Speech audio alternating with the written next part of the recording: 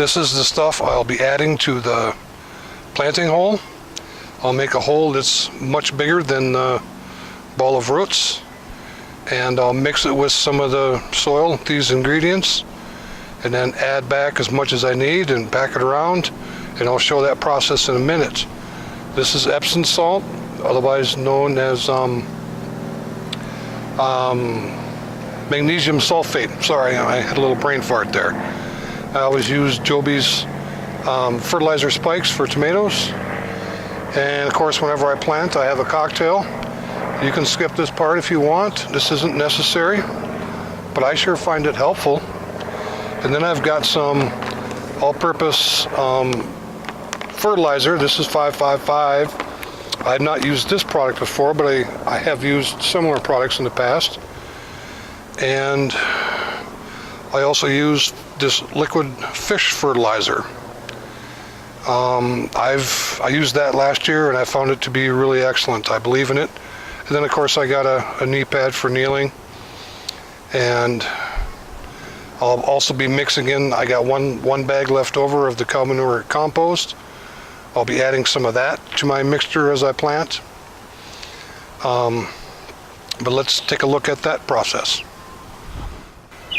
Okay, so it's now exactly 6 days since I bought my plants, and I certainly didn't intend to wait so long to plant them, but rain kept chasing me out and making the garden kind of muddy and too muddy to work the soil. And then a couple of days when I probably could have done it, I had other things that I had to do. So here I am almost a week later, ready to finally plant. As you can see here, this is the first one I'm planting. This is an early girl, which you can see there, and you can see that it's a fairly good sized plant. The hole I got dug is quite a bit bigger than the plant.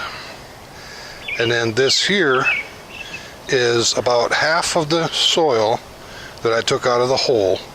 The other half I put in a 5-gallon bucket because I got a couple of low spots in the yard I want to fill in. But then I've got my other ingredients here.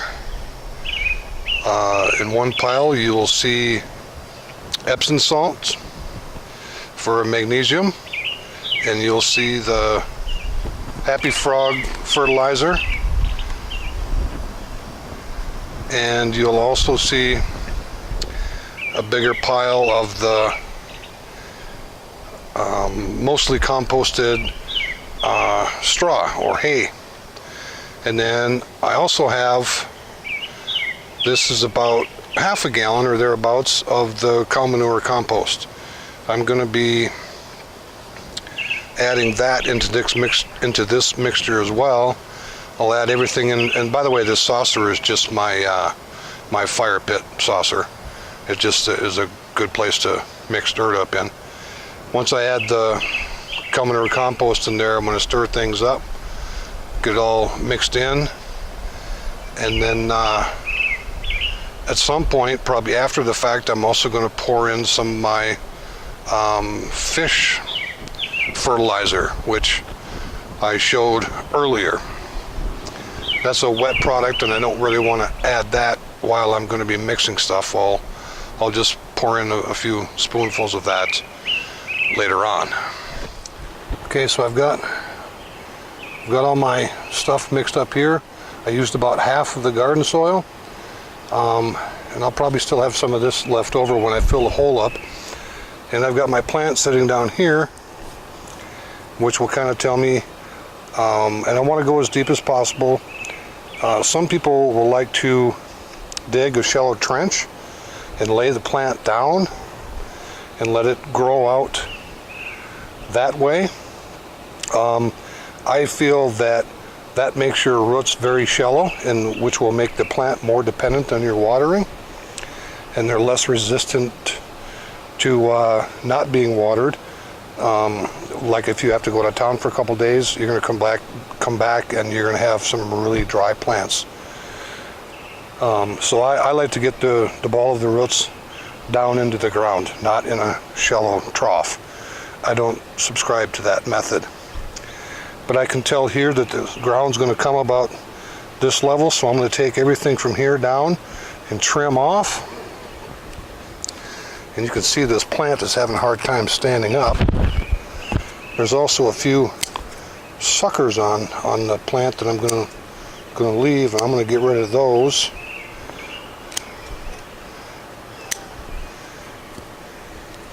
And now this area of the stem that goes under the dirt, all of this is going to develop roots, which is a good thing. I'm going to get rid of these suckers now. I've already got a tomato growing on this one.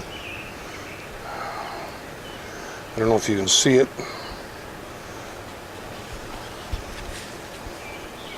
Kind of lay that down. I'm going to put just a small amount of this in the bottom of the hole for the roots to set on.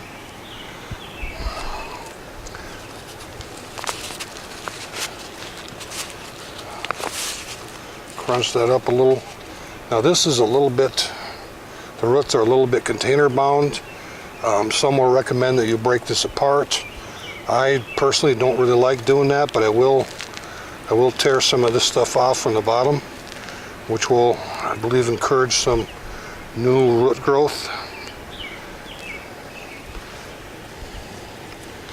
And then I set that in there, and as you can see, I am going to have to stake this, and I have a stake ready to go for that. This one here is so low to the ground, I'm going to go ahead and take that off as well. And I should say too that when I was digging this hole, I noticed several worms, which I think is a good sign. It's good to have worms in your garden. And I'm going to fill this hole up, pack it down, and move on to the next one. Also, once I get this planted, I will be putting a couple of jobies. I think that's how you pronounce that. I'm not positive. Could be jobs, I guess. These are tomato spikes. And I'll put one on either side of the plant, about, I don't know, 8 inches away from the stem. And then this one will be all done. Well, once I stake it, I got a stake here, I'll stake it up. Here's a different view of the plant after it's all done. You can see I got it staked. The stem is a little crooked. I'm hoping when that straightens out that those two branches there that you see that are hitting the ground or almost hitting the ground, I hope those straighten up. If not, I'm going to have to lop those off. I don't like having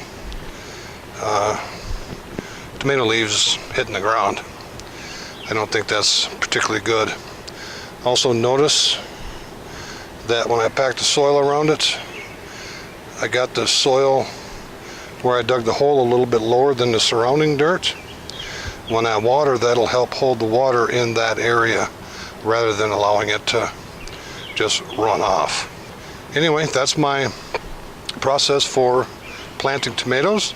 I'll probably do a very similar thing with the cucumbers, but as far as the beans and the beets, I don't think I'll go to this extent, and I'll probably just fertilize those from the surface rather than getting down in the ground with the fertilizer there.